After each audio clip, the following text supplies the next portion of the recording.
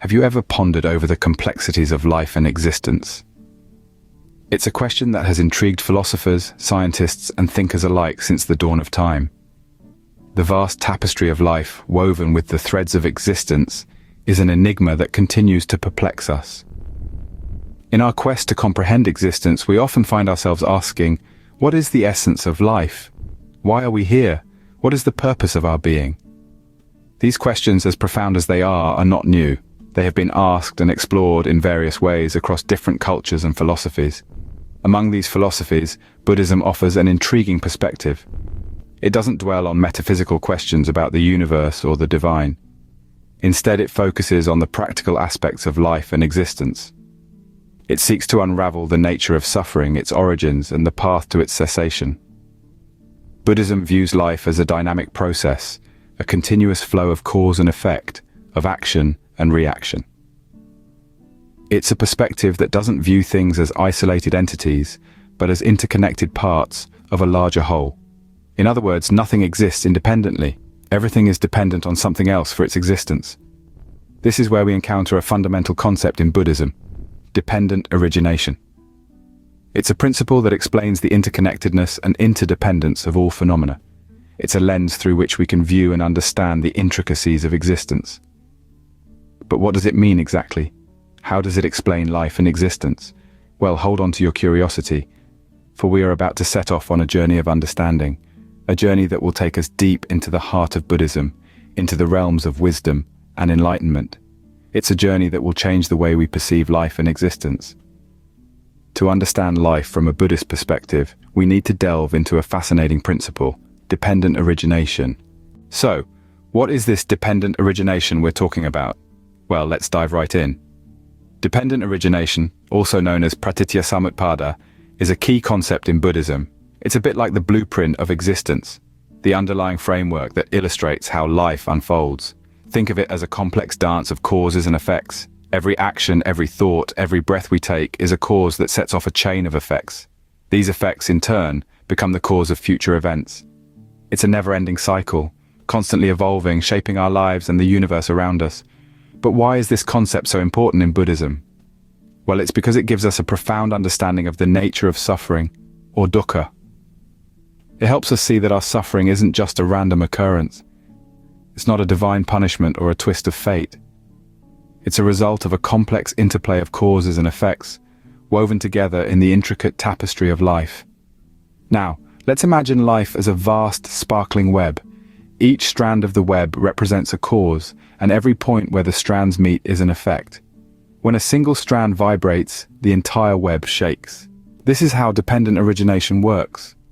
Our actions, no matter how small, have far-reaching consequences that ripple out into the universe. Dependent origination is not a doctrine of despair or fatalism.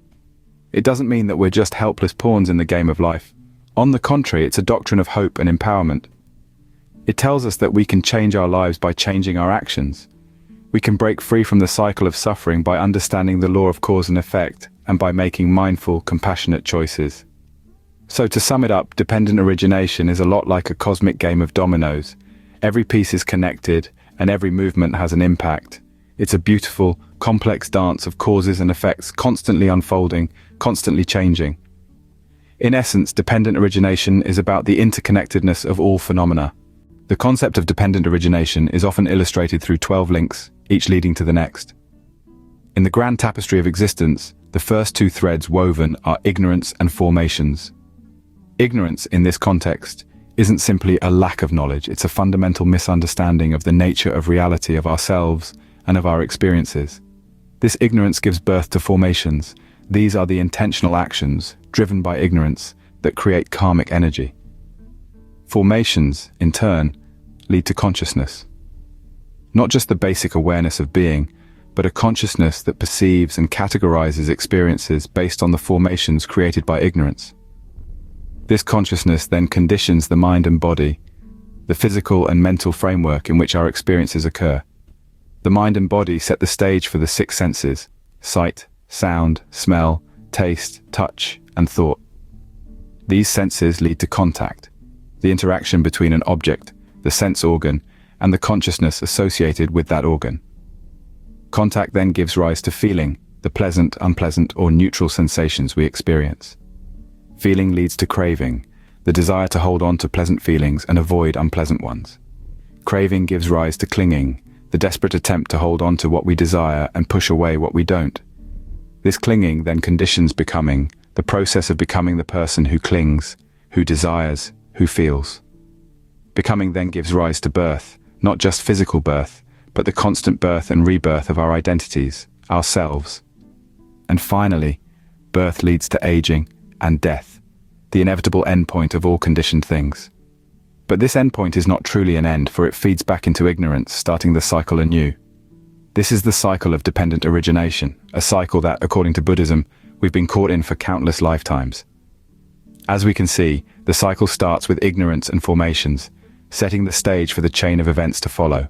Now that we've set the stage, let's dive deeper into this cycle of dependent origination.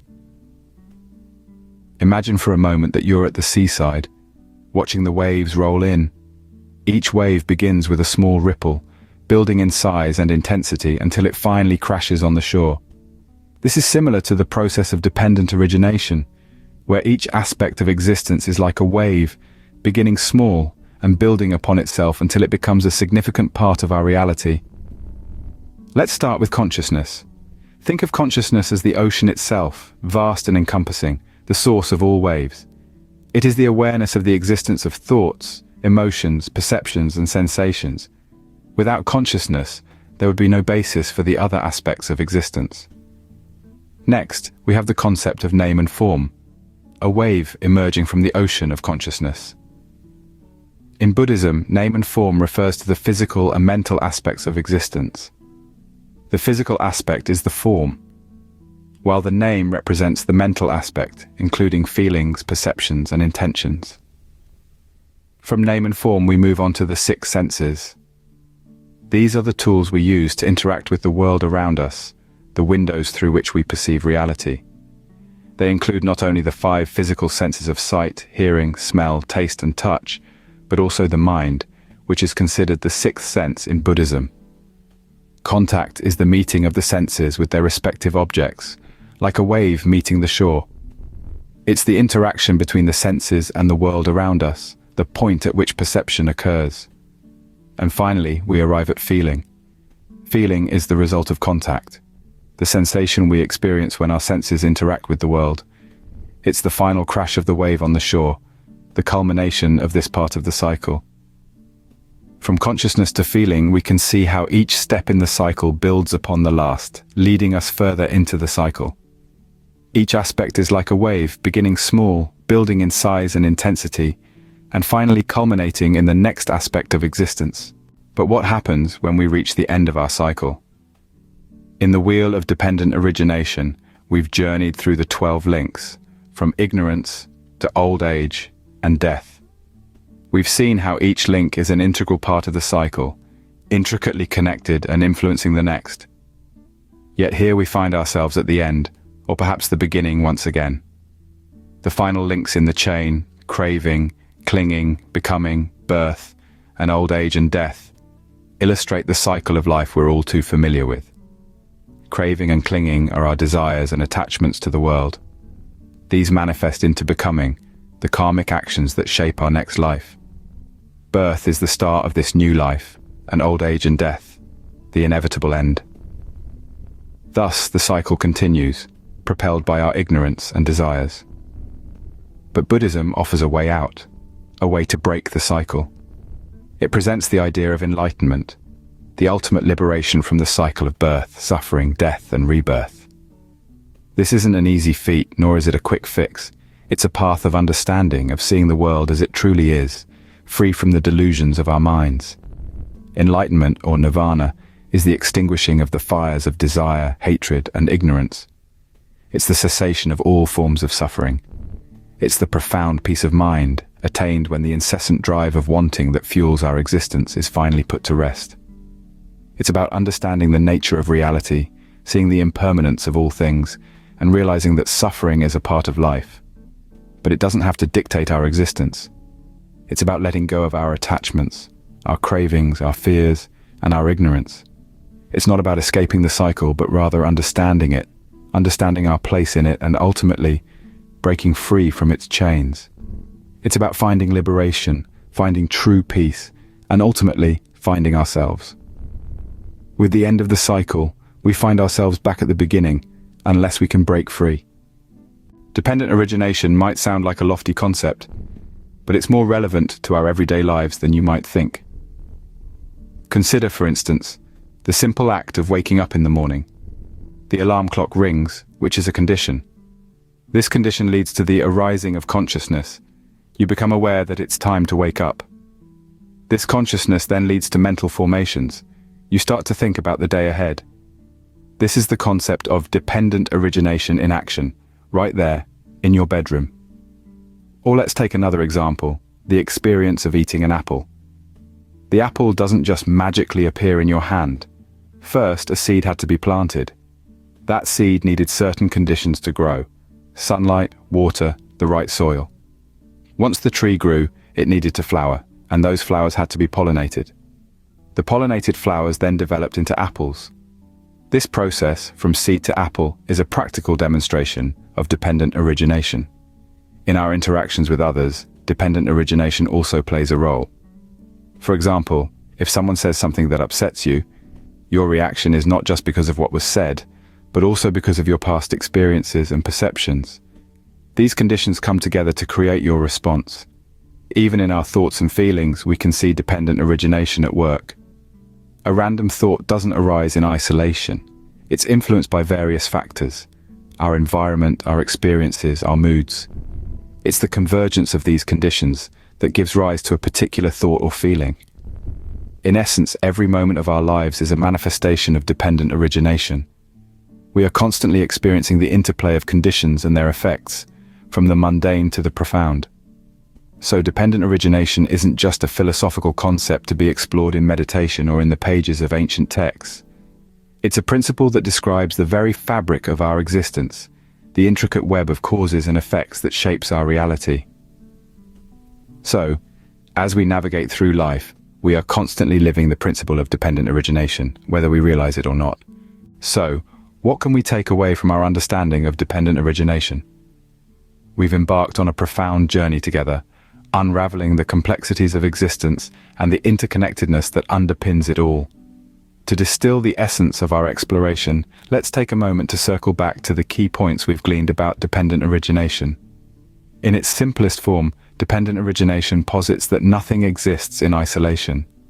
Every phenomenon, every thought, every action is the result of a web of conditions and effects, all intricately entwined. It's like a cosmic dance of cause and effect, where everything is interconnected and everything influences everything else. We've delved into the 12 links of dependent origination, a Buddhist model that encapsulates this continual cycle of life, death, and rebirth. From ignorance to aging and death, each link is a cog in the wheel of existence, driving the cycle onward. But we've also learned that this cycle isn't immutable. By gaining wisdom and understanding the nature of our existence, we can break the cycle. We can liberate ourselves from the incessant pattern of suffering, finding peace and enlightenment in the process.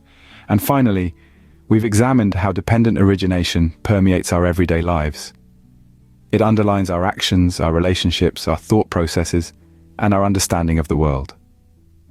It's not just a philosophical concept, but a practical tool that can help us navigate life with more awareness and compassion. Indeed, comprehending dependent origination is like peering through a kaleidoscope, observing the myriad patterns of existence. It transforms our perspective, making us realize that we are not solitary beings, but part of a grand, interconnected cosmos. It's a humbling and enlightening realization, one that imbues our lives with deeper meaning and purpose. Understanding dependent origination helps us see the interconnectedness of all phenomena, giving us a deeper understanding of life and existence. Thank you for joining us on this journey of exploration.